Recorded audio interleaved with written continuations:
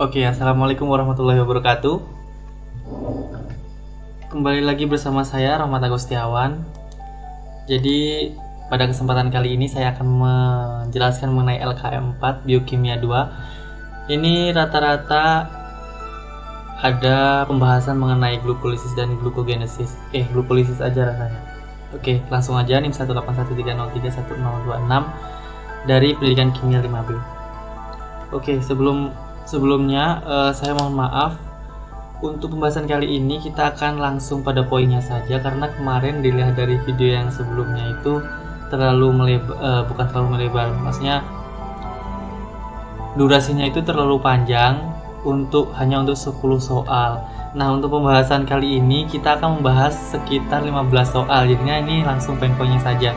Semoga aja waktunya langsung bisa nggak panjang-panjang banget. Yang pertama, apa yang dimaksud dengan glikolisis? Glikolisis, kalau misalkan kita mencari suatu definisi itu harus kalau misalkan kita menguraikan itu harus dari definisinya dulu. Glikolisis itu adalah sebuah proses pemecahan glukogen yang terjadi di dalam otot manusia. Gliko itu berarti asalnya dari glikogen. Terus lisis itu pemecahan, jadinya pemecahan glikogen yang terjadi di dalam otot manusia. Nah, karena dia di dalam otot manusia, maka dia berlangsung di dalam sitoplasma dalam sel. Tentunya sel otot. Nah, fungsinya apa? Glikolisis mengubah glukosa atau 6 atom karbon menjadi asam pirufat, yaitu 3 atom karbon. Nah, setelah itu glikolisis ini merupakan awal dari proses respirasi sel dalam mitokondria. Jadi ya intinya itu. Terus selanjutnya membutuhkan 2 ATP untuk melaksanakan glikolisis ini dan menghasilkan, jika ATP ini ada lalu glikolisisnya berlangsung, maka akan dihasilkan 2 asam pirufat, 2 NADH, 2 ATP kayak gitu. Sebenarnya 4 ATP, cuma yang glikolisis ini kan siklus gitu ya. Jadi yang 4 ini, yang 2 digunakan untuk, kan membutuhkan 2 ATP tuh. Jadi 2 ATP dari 4 ATP yang dihasilkan ini digunakan untuk glikolisis proses selanjutnya. Oke, lanjut. Yang kedua, hitunglah jumlah ATP yang dihasilkan dalam proses glikolisis bila dipecah 1 mol glukosa. Nah, dari sini kita harus memperhatikan terlebih dahulu persamaan reaksinya. Itu yang pertama C6H12O6 itu glukosa ditambahkan oksigen menjadi karbon dioksida dan air serta 38 ATP. Nah, 38 ATP ini diperoleh dari mana? Tentunya diperoleh dari rumus. Nah, kita lihat yang di bawahnya ini dekarboksilasi oksidatif asam pirufat yang menghasilkan energi bukan dalam bentuk ATP. Ini juga ada kontribusinya, ada beberapa kontribusi maksud saya. Yang pertama adalah tahapan glikolisis itu kan tadi ada 2 ATP, terus DOAP-nya itu menghasilkan energi cuma bukan ATP. Terus siklus Krebs menghasilkan 2 ATP, dan yang terakhir adalah transfer elektron menghasilkan 34 ATP. Transfer elektron ini yang video yang sebelumnya yang saya bahas itu mengenai jalur transfer elektron. Kalau nggak salah di situ ada kaitannya dengan fosforilasi oksidatif. Nah, setelah itu kita total semuanya menjadi 38 ATP untuk 1 mol glukosa. Kalau misalkan 2 mol glukosa ya berarti 38 kali 2 dan seterusnya. Yang ketiga, sebutkan pengendalian jalur glikolisis. Glikolisis itu kan adanya di hati. Dan di situ ya kalau nggak salah di hati. Pengendalian glikolisis ini ditekankan pada pengendalian 3 enzim yang meliputi heksokinase, fosfofruktokinase, dan pirufat kinase melalui pengendalian secara hormonal. Maksud dari pengendalian secara hormonal itu jadi yang dikendalikan itu kan enzim-enzim itu kan reaksinya itu antara cocok dan nggak cocok. Maksudnya ketika dia inhibitornya itu cocok, berarti dia dapat bereaksi, maksudnya dapat menginhibisi kayak gitu. Nah, Pengendalian secara hormonal ini berarti dia didasarkan pada tingkat hormon yang ada kayak gitu. Kalau misalkan intinya nanti ada pertukaran kayak gitu. Kalau misalkan kekurangan ya berarti dia bekerja, kalau tidak ya berarti dia tidak bekerja kayak gitu. Oke, lanjut, sebutkan tahap-tahap pengendalian pada jalur glukogenesis. Kalau ini glikolisis, kalau ini glukogenesis. Ingat, glikolisis dan glukogenesis itu beda. Kalau glikolisis itu terjadi di dalam otot, dan kalau glukogenesis itu terjadi di dalam pembuluh darah. Nah, kalau pada penjelasan kali ini kalau secara spesifik itu glukogenesis itu ada di dalam, intinya ada otot, ada pembuluh darah. Nah, itu kan pasti ada nempel gitu ya. Jadi itu ada pertukaran kayak gitu. Pertukaran itu nanti akan ada siklus lain yang namanya siklus Cori. Nah, glukogenesis sekarang, hati dapat membuat glukosa melalui glukogenesis dan menggunakan glukosa melalui glikolisis, sehingga harus ada suatu sistem. Nah, karena hati itu dapat membuat glukosa melalui glukogenesis. Kalau glukogenesis itu pembuatan glukosa dari hasil dari glikolisis. Hasil dari glikolisis itu 6 atom karbon dan ada tentunya kan tadi kan ada glikolisis. Nah, menghasilkan asam pirufat dari asam pirufat. Nah, tapi glukogenesis ini nanti bahan bakarnya bukan asam pirufat, senyawa residu dari asam pirufat, selain dari asam pirufat itu maksudnya. Jadi kan pasti suatu sistem itu ada bukan kesalahan sih, intinya ada tidak ideal kayak gitu. Kalau idealnya kan itu aja. Jadi ada produk sisa selain itu yang digunakan untuk glukogenesis. Nah, sistemnya seperti ini. Bila kadar glukosa dan insulin darah turun, asam lemak lemak dimobilisasi dari cadangan jaringan adiposa, dan aktivitas oksidasi dalam hati meningkat. Kalau oksidasi meningkat berarti dia mengalami glikolisis. Nah, hal ini mengakibatkan peningkatan konsentrasi asam lemak dan asetil CoA dalam hati. Karena asam amino secara serentak dimobilisasi dari otot, maka juga terdapat peningkatan kadar asam amino, terutama alanin. Asam amino hati diubah menjadi pirufat. Asam amino hati diubah menjadi pirufat dan substrat lain glukogenesis. Asetil CoA secara allosterik mengaktifkan pirufat karboksilase dan menghambat pirufat dehidrogenase. Jadi ini perannya adalah peran rangsang dari itu tadi. Ada hasil dari mobilisasi dari otot itu nanti akan digunakan untuk diubah menjadi pirufat dan substrat lain.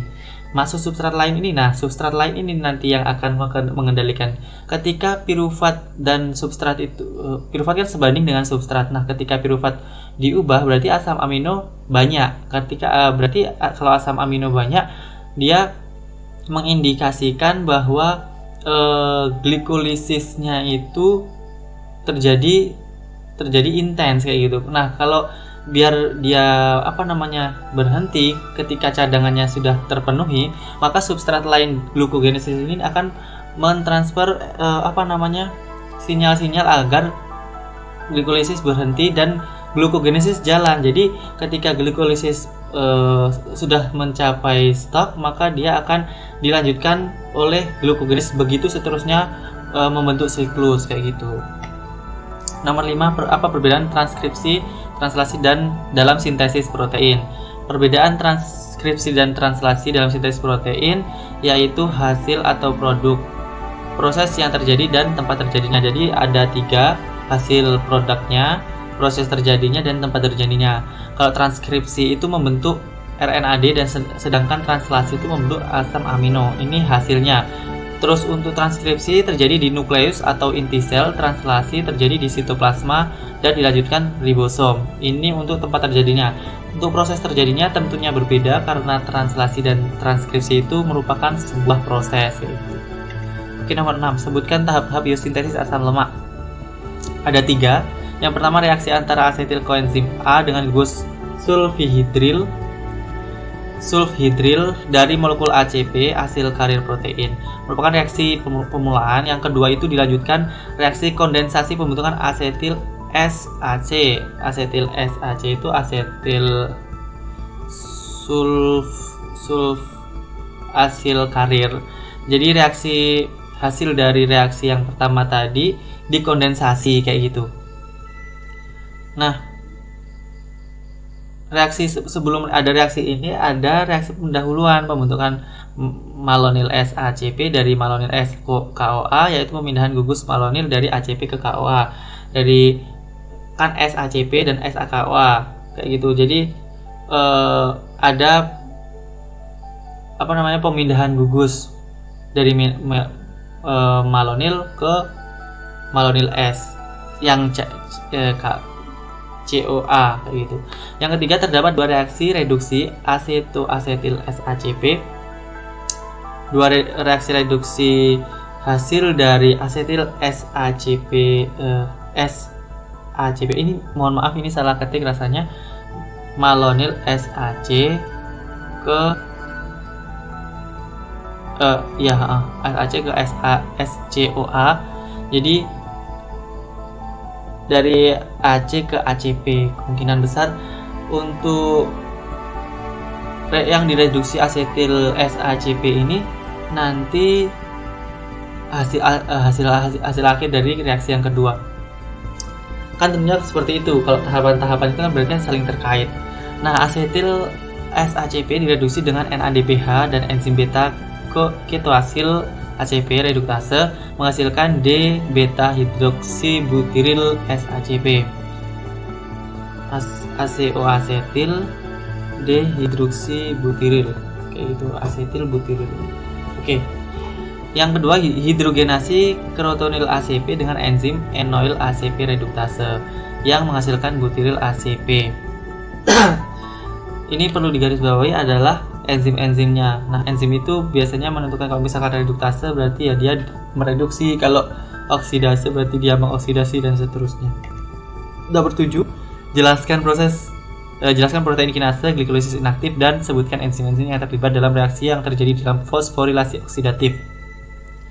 Protein kinase adalah suatu famili enzim. Nah, kalau ase itu berarti kan enzim yang aktivitasnya bergantung pada tingkat seluler AMP siklik. Protein kinase berfungsi di dalam sel antara lain untuk regulasi glikogen dan gula dan metabolisme lipid. Regulasi glikogen dan gula kayak gitu. Itu hubungannya sama yang tadi, yang nah ini.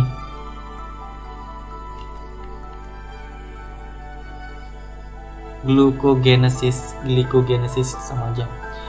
Untuk glikolisis inaktif adalah proses anaerobik yang memecah satu molekul glukosa menjadi dua molekul asam pirufat. Kan kalau glikolisis ada anaerobik, ada aerobik. Kalau anaerobik itu tidak membutuhkan oksigen, kalau aerobik membutuhkan oksigen. Nah, ini glikolisis inaktif ini berarti dia letaknya bukan di sel otot, karena di sel otot itu ada oksigennya. Enzim yang terlibat adalah enzim dehidrogenase, kemudian dihidrolisis oleh enzim flavoprotein. Dehidrogenase, fosforilasi oksidatif itu yang terlibat dehidrogenase, kemudian dihidrolisis oleh enzim flavoprotein. Oke, lanjut yang 8. Why do proliferating mammalian cells secrete so much lactate? Jadi kemarin itu dikasih jurnal, suruh baca. Nah, di sini ada pernyataan mengenai mamalia sel itu secrete so much lactate. Nah, kenapa kayak gitu? Dalam sel mamalia yang membelah dengan cepat, banyak glukosa yang diubah menjadi laktat. Jika glikolisis ditingkatkan untuk memasak bahan penyusun karbon untuk produksi biomasa, maka akan terbentuk banyak glukosa. Nah, dampaknya nanti adalah glukosa yang terbentuk itu akan diubah menjadi laktat, sehingga di dalam sel mamalia itu secrete so much lactate kayak gitu. Yang nomor 9, tuliskan tahapan proses pembentukan glikogen dari glukosa. glikogen dari glukosa. Asam pirufat ditambahkan ini asam pirufat itu hasil dari pemecahan glikolisis ya. Jadi glukosa diglikolisis menjadi asam pirufat. Nah, asam pirufat ditambahkan karbon dioksida dengan ATP, energi, dan H2O menjadi asam oksaloasetat dan adenosin difosfat ditambah fosfat plus 2 ion hidronium. Lalu oksaloasetat yang ada di atas itu ditambahkan guanosin trifosfat menjadi fosfoenol pirufat dan guanosin difosfat. Jadi guanosin trifosfat dan guanosin difosfat ini merupakan senyawa yang senyawa bentukan dari energi kayak gitu, energi yang berbentuk senyawa ya ini kayak gitu. Tambahkan karbon dioksida. Lalu asam pirufat ATP dan GTP. GTP itu guanosin trifosfat ditambah H2O itu menjadi fosfoenol pirufat ADP plus GDP, guanosin difosfat plus fosfat plus 2H+. Nah,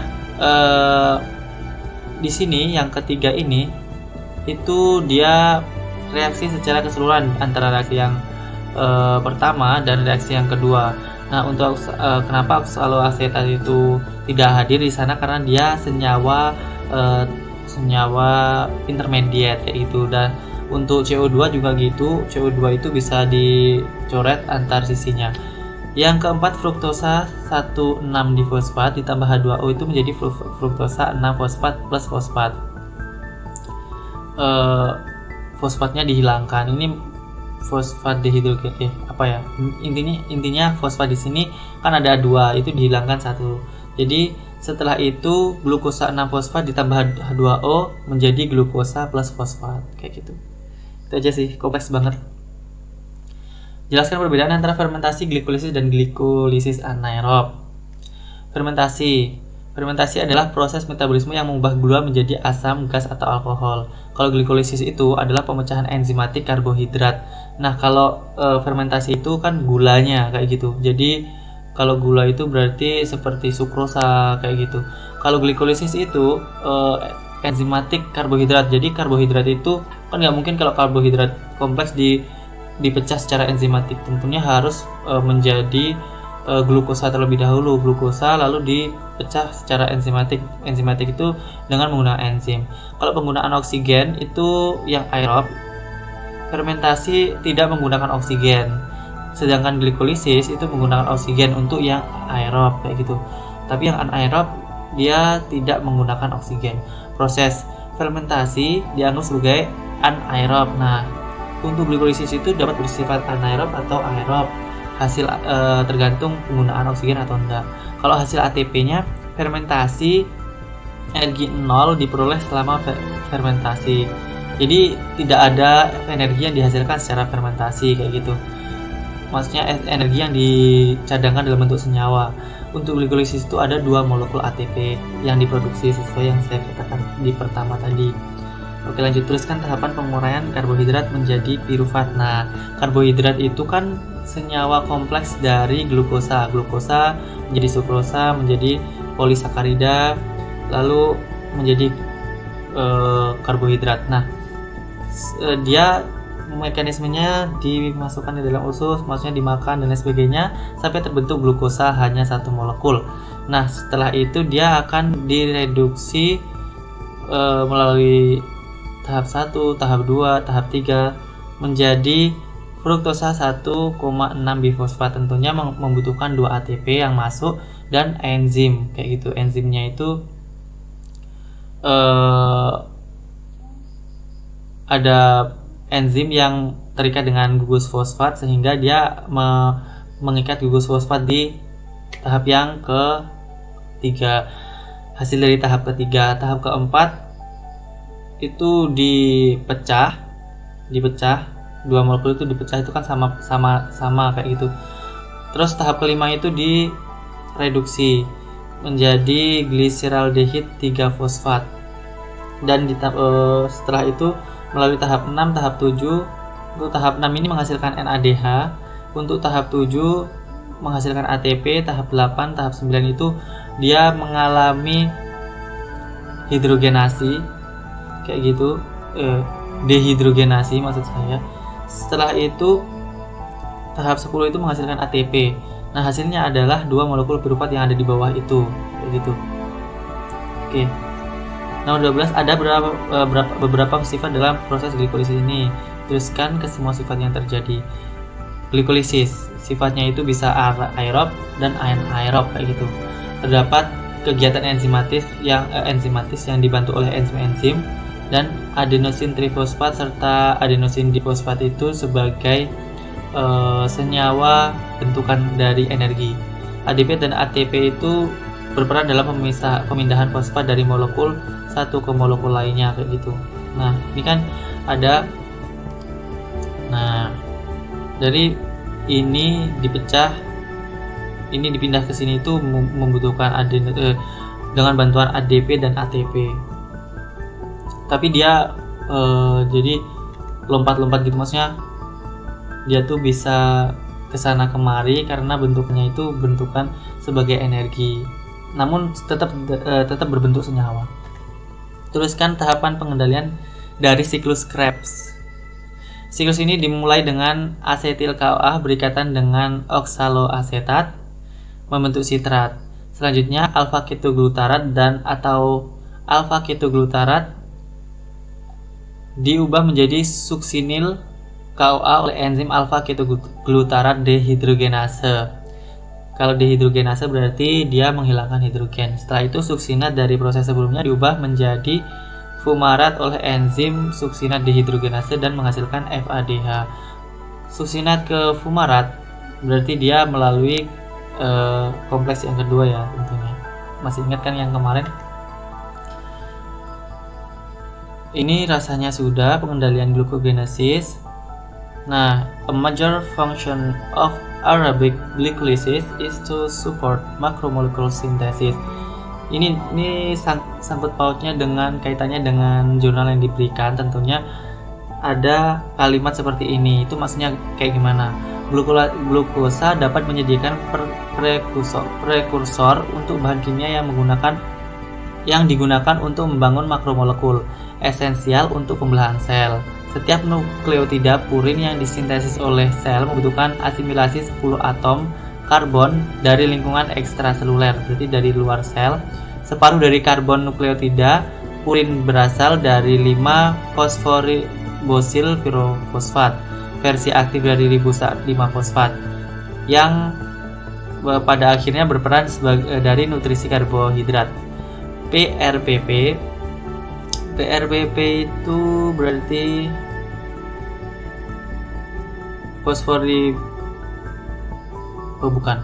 meningkatkan 2 hingga 10 kali lipat dalam limfosit setelah distimulasi mitogen, yang menyoroti pentingnya peningkatan produksi PRPP untuk biosintesis nukleotida sel selama pertumbuhan sel, kayak gitu. Jadi fungsi utama dari aerobik glikolisis itu adalah untuk mensupport atau mendukung makromolekular sintesis makromolekular, sintesis dari molekul yang besar. Oke, itu aja. Jadi mohon maaf banget kurang detail penjelasannya, karena saya lihat dari evaluasi video yang sebelumnya itu terlalu panjang. Ini 15 slide, saya kurang tahu berapa panjangnya. Jadi terima kasih. Assalamualaikum warahmatullahi wabarakatuh. Selamat malam.